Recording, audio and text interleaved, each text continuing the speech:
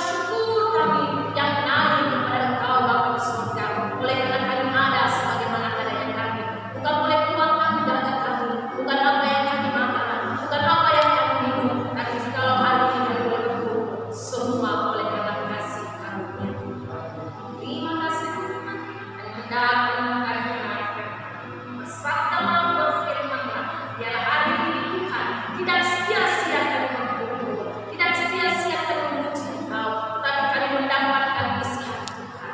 Kami menangkap Engkau Tuhan hari ini tentang apa yang Tuhan mau dalam hidup kami. Dalam nama Tuhan Yesus Kristus, firman yang hidup menguasai seluruh hati dan pikiran kami, fokusan Tuhan kami, segala pekerjaan iblis yang mengganggu hati dan pikiran kami, segala proposan, segala mengganggu dan supirnya. Pujilah nama Yesus Kristus kami selamanya. Mesya dan firman Tuhan kami menyatakan amin. Sekali lagi saya mengucap syukur kepada Tuhan atas kepercayaan yang Tuhan berikan untuk melayani Tuhan, sehingga hari ini saya boleh ada bersama Bapak Ibu semua yang ada di tempat ini. Terima kasih. Ucapan syukur saya kepada Tuhan. Dan kedua, saya mengucap terima kasih buat teman-teman, buat Ibu Maria yang sudah beri kesempatan untuk saya sebagai penginjil bersama dengan teman-teman saya untuk bisa membangun berkat bersama dengan apa yang di tempat ini baik. Tidak banyak komentar. Kita akan membuatkan saya membaca firman Tuhan dan kita akan merenungkan bersama. Sebelum itu, saya perkenalkan diri saya. Nama saya adalah Elizabeth Kanduri. Asal saya adalah Bapak. Dulunya tidak mengenal Tuhan, tapi Tuhan angkat. Ya memang semua tinggal di sana.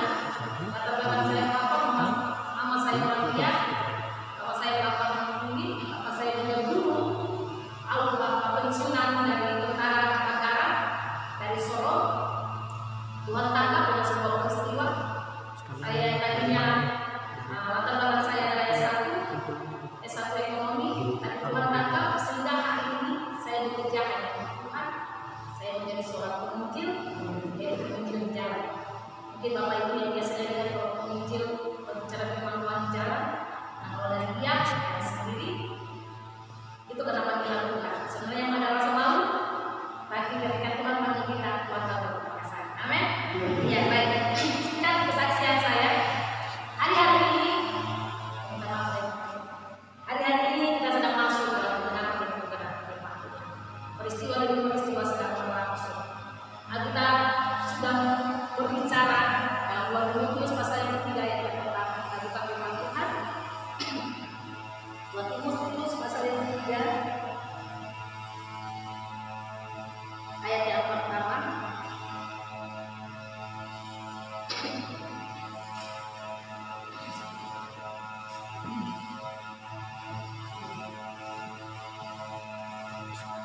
Saya percaya Tuhan sedang melakukan sesuatu. Saya sampaikan buat Bapak Ibu tempat ini. Ya, dan manusia pada hari yang sama.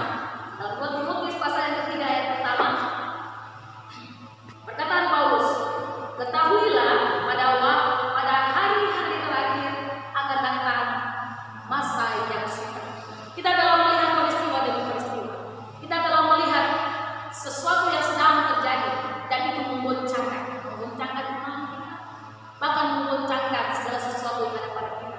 Karena firman Tuhan yang kita baca akan menuju terus pada kebenarannya. Kalau saya dulu yang tidak tahu mengenal, yang tidak tahu Yesus, yang tidak mengenal Yesus. Karena bapak saya dari bapak itu Muslim, sampai hari ini KTP saya masih Muslim. Tapi Tuhan buat hal yang luar biasa. Apa yang tidak timbul dalam hati, apa yang belum pernah dilihat, apa yang belum pernah didengar, itu bukan berbicara tentang hal jasmani saja, bukan bicara tentang perkara dunia saja, tapi itu berbicara tentang perkara surga yang Tuhan nyatakan.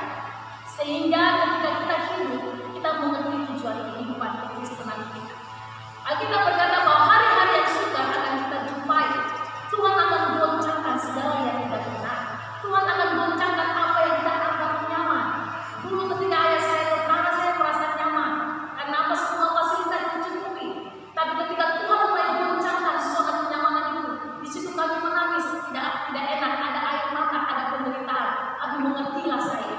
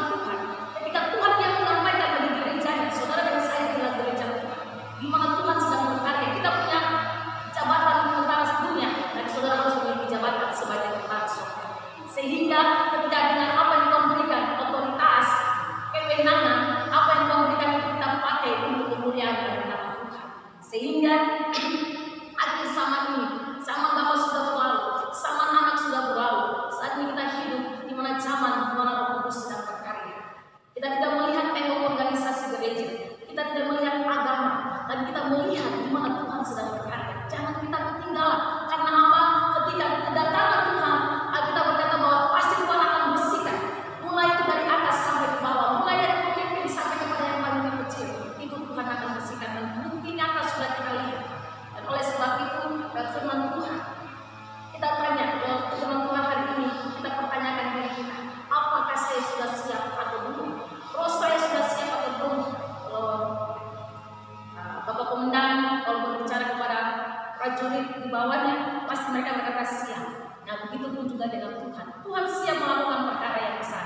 Apakah kita siap atau belum? Apakah kita siap atau tidak? Sehingga dalam firman Tuhan kita membenahi apa yang ada dalam kehidupan Kristen kita. Bapak Ibu, saya akan membagikan beberapa kesaksian. Sebelum saya tutup khotbah, saya akan bagi kesaksian di mana apa yang Tuhan tunjukkan, apa yang Tuhan nyatakan. Alkitab berkata begini, orang yang berdoa kepada Tuhan, perjanjiannya diperlukan pada dia. Tuhan akan menyampaikan, ketika Yesus naik ke surga, dia mengirimkan Roh Kudus. Ketika Tuhan menguasai menjadi seorang pemimpin, tidak punya basic teologi, tidak belajar Alkitab, dasar kata belakang saya musik. Dan ketika Tuhan suruh saya bersaksi, di situ lalu saya melihat kemuliaan Tuhan, di mana saya melihat mujizat yang tidak tahu menjadi tahu. Yang tadinya saya tidak punya konsep untuk berbicara, tapi itu pun mengalir dengan sendirinya. Karena apa? Kuasa Tuhan sedang bekerja. Karena tubuh kita ini adalah Allah, dengan kuasa Allah bekerja. Pada saat itulah saya melihat benar, inilah Tuhan yang hidup. Ketika Dia membawa saya berbicara, firman Tuhan mulai dibukakan satu persatu, mulai dari kesaksian. Dan saya akan bagikan satu kesaksian yang saya alami dan saya bagikan untuk Bapak Ibu di tempat ini. Kita berdoa, kita berjaga-jaga. Karena apa? Peristiwa demi peristiwa pasti terjadi. Kita tidak tahu semenit ke depan, sejam ke depan, setahun sebulan ke depan, kita akan meninggalkan tahun 2021, dan masuk tahun 2021. Kita tidak tahu apa yang akan terjadi. Tetapi kita berkata, berawas-awas, itu nasihat dari firman Tuhan. Berjaga-jagalah, janganlah takut, jangan legit gelisah. Dalam Matius 24, itu perkataan Yesus sendiri. Dia berkata kepada murid-muridnya, janganlah kau gelisah, tapi berdoa, berjagalah, supaya ketika masa itu datang, masa sukar itu datang, kita mampu melewatinya. Kita berkata dalam Yesaya, ketika Yesaya berkata, orang yang menanti-nantikan Tuhan, kekuatannya selalu diperbaharui. Dia berjalan tapi tidak merasa lelah, dia berlari tapi tidak merasa letih. Karena apa? Kekuatan itu datang dari Tuhan. Saudara punya banyak aktivitas, saudara punya banyak program kerja yang Tuhan tahu, Tuhan percayakan. Tapi saya percaya bahwa ada kekuatan yang Tuhan berikan supaya kita terbang tinggi. Orang yang nanti-nantikan Tuhan, dia seperti Raja Wali yang naik dengan kekuatan sayapnya. Ya, kesaksian yang saya mau bagikan hari Minggu yang lalu, saya sudah bagikan di jemaat saya di Jalan Suci sebuah pernyataan yang Tuhan tahu. Bapak Ibu bisa berdoa di rumah, Bapak Ibu bisa tanya apakah yang saya sampaikan hari ini betul untuk saudara atau tidak. Segala sesuatu saudara boleh uji. Ya, saya bagikan pada malam Minggu, hari Minggu subuh, kita maaf, Minggu subuh karena itu sudah hari Minggu, itu tepat jam 4:30, setengah 5, masuk setengah 5. Saya mendapatkan satu penglihatan. Karena saya punya tim penginjilan, kami punya tim doa, jadi di rumah kami itu anak-anak Tuhan banyak. Yang ambil gambar ini anak iPhone, Tuhan tangkap dia. Yang di depan ini anak pengedar narkoba, tapi Tuhan tangkap dia. Tuhan memberikan bukan karena manusia tidak bisa berubah manusia, yang bisa berubah manusia itu ya.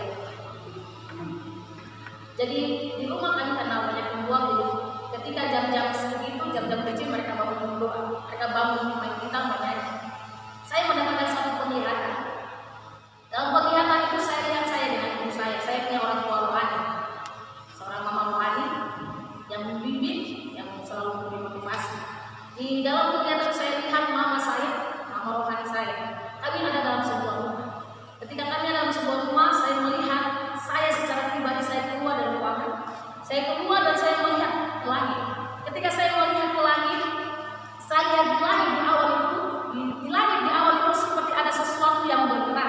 seperti makhluk atau sesuatu yang menggerakkan awan, sehingga awan itu tidak tenang, tapi awan itu dia bergerak. Ketika awan itu dia bergerak, saudara kalau pernah lihat seorang perempuan hamil yang sedang di USG, terus dalam layar komputer itu bayi itu bergerak-gerak, nah seperti itu pemandangan itu yang saya lihat di langit. Awan itu mulai bergerak, tapi bukan satu, tapi ada beberapa yang sedang menggerakkan awan itu. Jadi saya dalam hati saya, awan itu dia bergerak. Ketika dia bergerak, satu dengan yang lain itu berkumpul menjadi satu pusaran. Ketika di atas awan itu berkumpul menjadi satu pusaran yang besar, dari langit itu dia turun ke bumi ke bawah. Ketika dia turun dari langit ke bumi ke bawah, dia mengejar saya dengan nama saya. Dalam penglihatan itu saya melihat seperti itu. Ketika dia turun dari langit ke bumi ke bawah dan tempat menuju kepada saya dengan ibu saya, sampai pada saat itu dia menuju ke saya dan tiba-tiba itu awan itu masuk dalam tubuh saya dan melingkupi. Pada saat itu saya seperti kepenuhan. Saya kepenuhan roh dan saya melihat dengan spontanitas, saya melihat ke langit. Saya melihat ke langit itu seperti sebuah slide. Tapi sebuah slide itu ada sebuah tulisan yang tidak saya mengerti. Saya tidak tahu karena bukan tulisan bahasa Indonesia. Pada saat itu saya melihat tulisan itu, tapi hikmat yang mengalir karena saya tidak mengerti, saya tidak tahu baca karena itu bukan tulisan Indonesia, itu bahasa Latin yang artinya adalah Tuhan segera datang. Aku segera datang. Itu seperti itu. He is coming. Itu bahasa Inggrisnya dengan satu ayat firman Tuhan yang ditulis itu Revelation atau Wahyu pasal yang kedua. Satu ayat firman Tuhan itu yang saya lihat ketika saya mulai kepenuhan. Ketika awan itu mulai turun, Bapak Ibu, kalau kita baca firman Tuhan, awan itu menggambarkan tentang kuasa Tuhan. Ketika Musa dia mau berbicara dengan Tuhan, kita katakan tiang awan datang bersama-sama dengan Musa. Itulah kuasa Tuhan, itulah Roh Kudus. Ketika Kisah Rasul pasal yang pertama ayat 8 firman Tuhan berkata, engkau akan terima kuasa di saat Roh Kudus turun atas dirimu. Awan berbicara tentang kuasa Tuhan, bicara tentang Roh Kudus. Merpati bisa melambangkan tentang Roh Kudus di mana Tuhan sedang berkarya. Pada saat itu ketika saya melihat, hikmat itu mengalir dan dia segera datang. Wahyu pasal yang kedua ini berbicara tentang pesan Tuhan kepada lewat Rasul Yohanes. Lewat Rasul yang bernama Rasul Yohanes itu dia memberitakan firman Tuhan di Asia Kecil. Itu pesannya kepada jemaat-jemaat yang ada di Asia Kecil. Itu mulai dari jemaat Philadelphia dan seterusnya. Tetapi ketika saya bagikan mimpi ini, penglihatannya ketika dalam penglihatan itu selesai, Roh Tuhan membawa saya berkhotbah. Saya berkhotbah itu seperti saya berkhotbah di tempat yang umum, di tempat yang terbuka, tidak dibatasi di gereja. Bapak Ibu, Injil tidak bisa dibatasi dalam gereja. Injil tidak bisa dibatasi oleh tembok apapun, karena Injil itu bagi semua orang. Keselamatan bukan bagi semua orang. Ketika saya mendapat keselamatan, maka saya harus memberikan keselamatan itu bagi orang lain. Karena Alkitab berkata setiap itu berdoa, setiap tidak mengaku Yesus Kristus adalah Tuhan. Bagi kemuliaan di kemuliaan Tuhan. Dalam pesan mimpi itu saya berkhotbah, saya melihat seorang ibu yang sedang mau beribadah. Di situ saya berbicara kepada ibu itu, saya bilang begini, ibu, Tuhan segera datang, selesaikan persoalanmu, segera berdamai dengan sesama, segera berdamai dengan seterumu. Itu pesan itu. Ketika selesai dari situ, saya menuju sebuah gereja yang besar. Itu di situ saya melihat gereja GKI, saya masuk ke situ. Ya, orang-orang jemaat sudah selesai beribadah, saya masuk di lingkungan mereka, di halaman mereka, orang yang banyak di situ saya berbicara. Tuhan bersegera datang, persiapkan diri. Maka hari ini saya mau sampaikan apa yang Tuhan tahu dalam hidup saya sebagai seorang penginjil. Tidak ada gereja yang istilahnya tidak ada donatur, tidak pemerintah yang membayar. Tapi saya kalau hidup sampai hari ini Tuhan cukupkan itu oleh karena Tuhan. Ketika kita mencari kerajaan Allah dan kebenaran, maka segalanya ditambahkan dalam kehidupan kita. Dan sebab itu firman Tuhan saya tibakan sampai di sini. Kita bukan hidup di awal atau pertengahan, tapi kita sedang hidup di akhir zaman. Persiapkan diri kita siapapun kita. Karena ketika Tuhan datang, Tuhan dapat iman saudara masih ada. Dalam peristiwa-peristiwa yang ada, iman kita akan diuji. Dalam persoalan yang ada, iman kita akan diuji. Kita sedang diperhadapkan dengan dua pilihan. Apakah kita mengikuti Tuhan, ataukah kita mengikuti hal yang lain? Kita akan diperhadapkan mau tidak mau, suka tidak suka. Pasti akan terjadi. Kita bukan menyenangkan manusia, tapi kita menyenangkan Tuhan yang telah memberi kepercayaan buat saudara dengan saya. Di tempat juga saudara, saya mengucap syukur hari ini saya boleh mengambil bagian membagikan berkat buat Bapak Ibu di rumah ini, bukan karena Tuhan yang jaga saya, tapi oleh karena Tuhan. Rasul Paulus berkata, apakah aku mencari kesenangan manusia sehingga aku mencari perkenanan manusia? Tidak. Kalau aku mencari perkenanan manusia, maka aku bukan hamba Kristus. Kita semua adalah hamba Kristus. Dan sebab itu kita lakukan kebenaran. Karena kebenaran yang akan menang. Dalam Amsal pasal yang ke-14, derajat firman Tuhan. Dan saya akan tutup Amsal 14 ayat yang ke-34. Kebenaran meninggikan derajat bangsa, tetapi dosa adalah milik bangsa. Tuhan taruh kepercayaan dalam Bapak ini, dalam tugas dan tanggung jawab. Ketika ada kebenaran hidup kita, maka derajat kita akan ditinggikan. Derajat bangsa, derajat kita pribadi, derajat keluarga kita, sampai tempat di mana kita pimpin, itu Tuhan akan mengangkat karena ada kebenaran Tuhan dalam hidup kita. Bukan kebenaran kita, karena hari-hari ini manusia sedang mengatur kebenarannya. Hari-hari ini manusia sedang menyusun kebenarannya sendiri. Itu pun juga Tuhan akan memecahkan. Amin. Tuhan akan puji segala sesuatu. Jadi itu firman Tuhan buat kita. Tuhan akan meninggikan kita. Ketika Tuhan mengangkat kita, maka tiada seorang pun dapat menurunkan kita. Ketika Tuhan membuka pintu, maka tiada seorang pun dapat menutup pintu. Itulah firman Tuhan. Kita tutup mata kita. Saya undang main musik kita. Haleluya.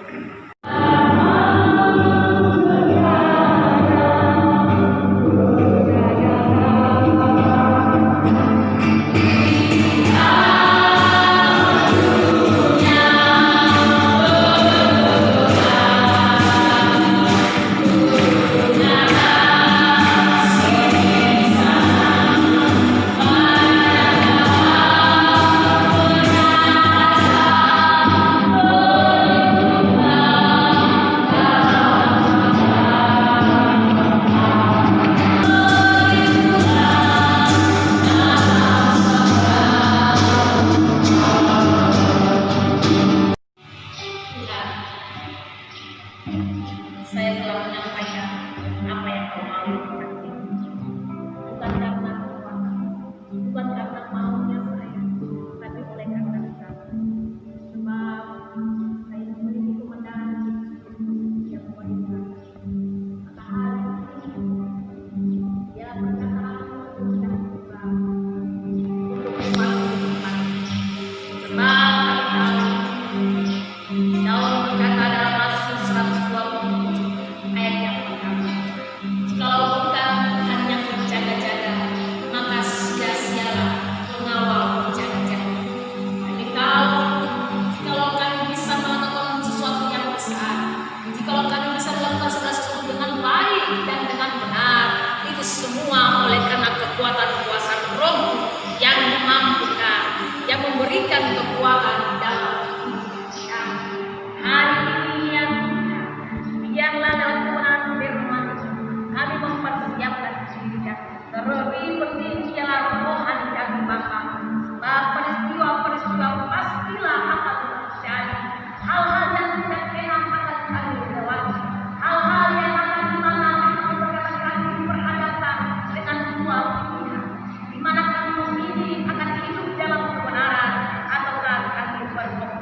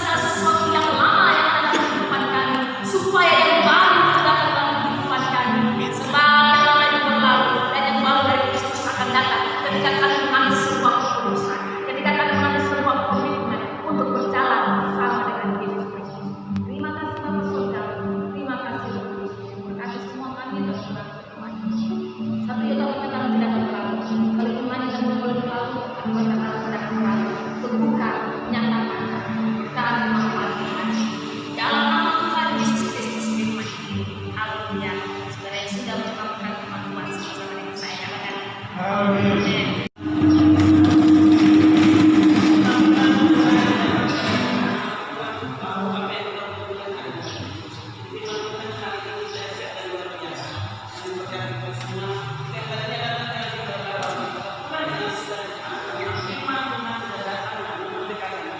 Ayat Tuhan adalah firman Tuhan yang dapat membuat kita perkasa. Kita akan melakukan sesuatu seperti ini.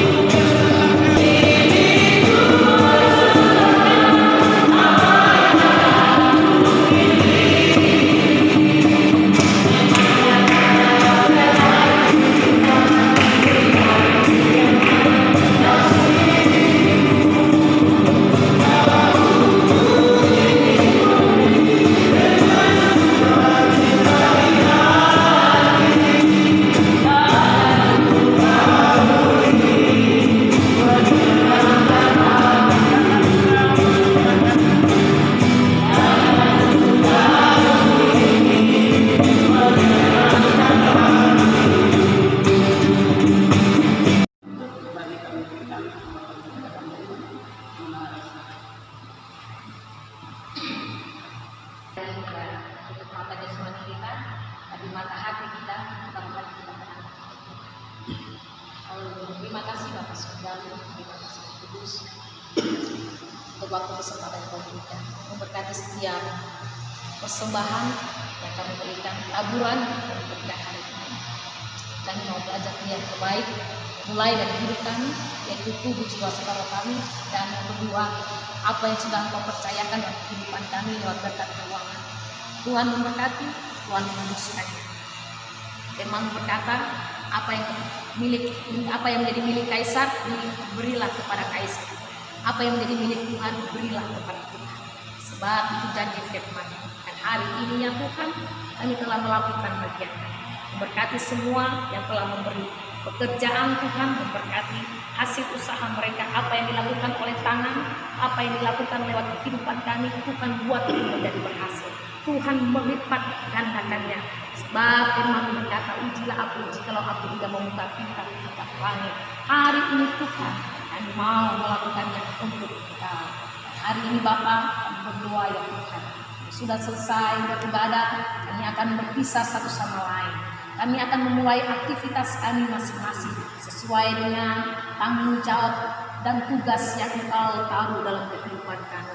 Mulai daripada pemimpin kami taruh Tuhan, Bapak Komandan di tempat ini ke dalam tangan kuasa, beserta dengan jajaran, beserta dengan para prajurit yang ada. Tuhan, Engkau lah yang memberi kemampuan, Engkau lah yang memberi kekuatan, Engkau lah yang memberi hikmat pengetahuan. Engkau menaruh kewibawaan sehingga dalam kepemimpinan yang Engkau tahu, kami menggambarkan Kristus dalam kepemimpinan kami. Kami menjadi terang, kami menjadi garam, kami menjadi berkat bagi sesama. Sebab itu Tuhan, hari ini firman-Mu menasihatkan kami ketika Rasul Yohanes Pembaptis boleh berkata, bertobatlah dan berilah dirimu diperdamaikan oleh Tuhan. Dan pada saat itu prajurit-prajurit mulai datang dan mereka berkata kepada Yohanes Pembaptis, apakah yang harus kami perbuat untuk hal itu? Maka Yohanes Pembaptis mulai berkata kepada para prajurit itu, jangan merampas, jangan mengambil bagian yang bukan menjadi milik kami. Cukupkanlah dirimu dengan gajimu. Tuhan, dengan kepercayaan yang Engkau berikan, dengan jabatan yang Engkau berikan. Kami berpakaian tentara, kami menggunakan senjata, tapi kami tidak menyalahgunakan apa yang Tuhan berikan. Kami mau menjadi berkat, kami mau menegakkan keadilan di mana Tuhan membawa kami.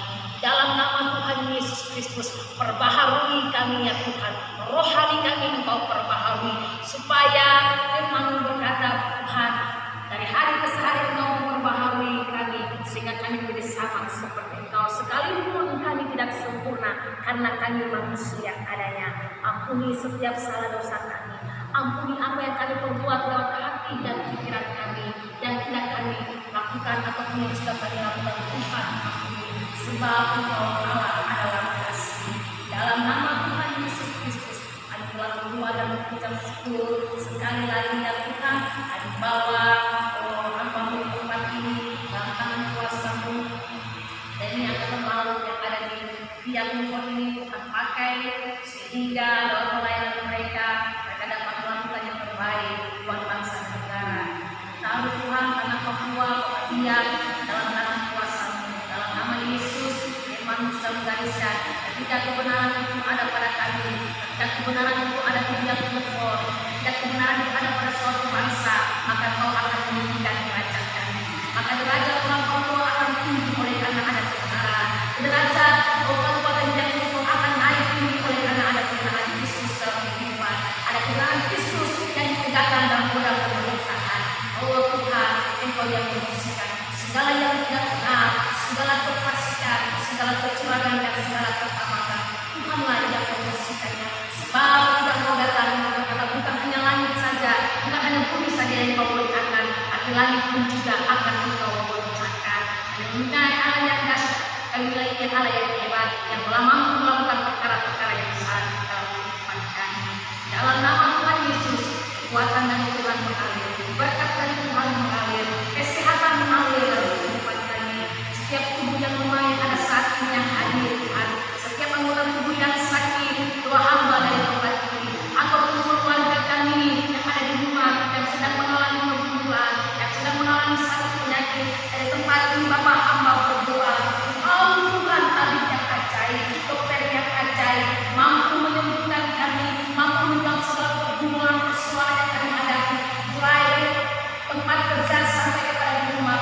Tuhan, Engkau yang menunjukkan mujizat itu. Maka hari ini Tuhan, seperti yang Kau berkata kepada Musa, untuk Musa berbicara kepada Harun untuk melakukan perkataan berkat atas umat Israel. Maka hari ini Bapa mengatakan nama-Mu bagi umat di tempat ini.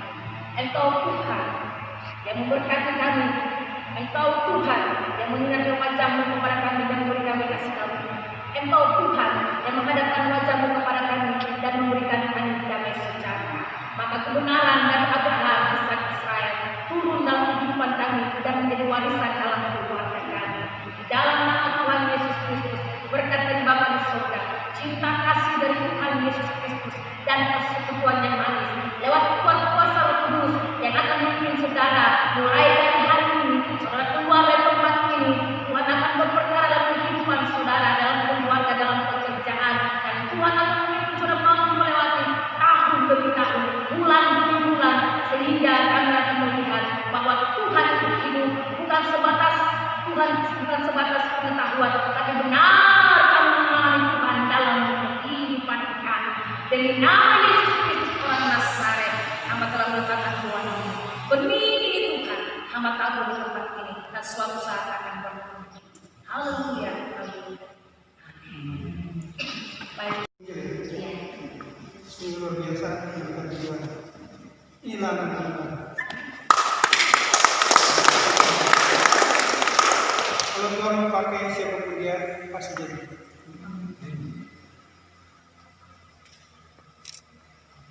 Karena bagi Tuhan tiada yang mustahil. Semua boleh terjadi karena kehendak Tuhan. Manusia boleh berkata tidak, tapi bagi Tuhan, yes. Itulah yang dialami Ibu Elizabeth. Demikian juga saya selaku komandan sangat berterima kasih Bu Elizabeth dengan rekan-rekannya. Biarlah nama Tuhan senantiasa dipuji dan dimuliakan dimanapun kita berada. Karena kehadiran saya di sini pun bukan karena kuat saya, bukan karena mau saya, tapi karena dia saya ada di sini. Itulah yang saya rasakan. Sebagai putra yang sudah ditunjuk untuk menjadi komandan Lanal, buana Tuhan tidak segampang demikian untuk menjadi komandan Lanal. Dari sisi kemampuan saya masih banyak yang lebih besar, tapi kalau Tuhan mau jadilah. Itulah yang saya rasakan. Demikian juga Ibu Elizabeth, selamat atas penginjilannya, semoga semakin diberkati Tuhan, jiwa-jiwa semakin dimenangkan. Dalam waktu dekat kami akan mencoba untuk merayakan Natal orang Biak. Kami harap Ibu Elizabeth dan bisa hadir kalau bisa. Secara pribadi saya minta. Karena acara di gereja ini sudah padat, sudah terjadwal. Dari bendahara gereja menyampaikan ke kami kemarin bahwa tanggal 12 ada kegiatan atas sekolah minggu. Itulah ya. Sehingga kita mundurkan ke tanggal 11. Jangan malam-malam karena situasi COVID. Saya mohon aturan COVID tetap kita laksanakan. Menggunakan masker, mencuci tangan, menjaga jarak. Di gereja sini sudah dipasang pelang-pelang, kalau bisa lebih diatur lagi. Biasanya kalau palang itu jangan hitam, merah mestinya. Saya harapkan kehadiran mungkin maksimal 150 orang. Karena bagaimanapun juga saya sudah menyampaikan izin ke pimpinan atas untuk merayakan Natal dengan situasi pandemi, dan kami tidak akan melanggar apa yang menjadi ketetapan pemerintah bahwa kita di saat pandemi ini harus masih waspada. Waspada itu dengan selalu melaksanakan 3M, menggunakan masker, mencuci tangan, menjaga jarak. Kalau ini kita terapkan, saya rasa kita aman-aman saja. Dan yang paling utama, itu selalu berserah pada Tuhan, karena semuanya ini Tuhan izinkan hadir ke dalam dunia karena ada yang perlu dibenahi. Sehingga semuanya diizinkan. Marilah kita melaksanakan kehidupan kita dengan selalu berserah kepadanya, ikuti aturan pemerintah. Biarlah kita melaksanakan ibadah kita boleh berjalan dengan hikmat, dan nama Tuhan senantiasa dipuji dan dimuliakan. Saya rasa demikian. Sekali lagi terima kasih Bu Elizabeth dan rekan-rekan. Maju terus bersama Yesus. Yes.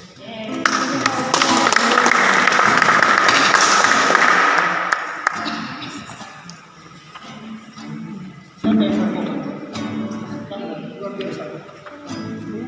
Saya perlu ceritakan, ponakan saya sampai saat ini, sampai detik ini, penggunaan narkoba yang luar biasa.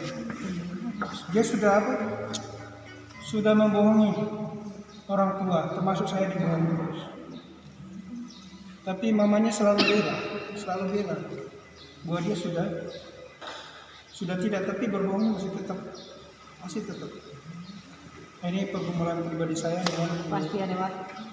Bu Elizabeth, ya kan, supaya nanti bisa kembali ke jalan yang benar. Amin.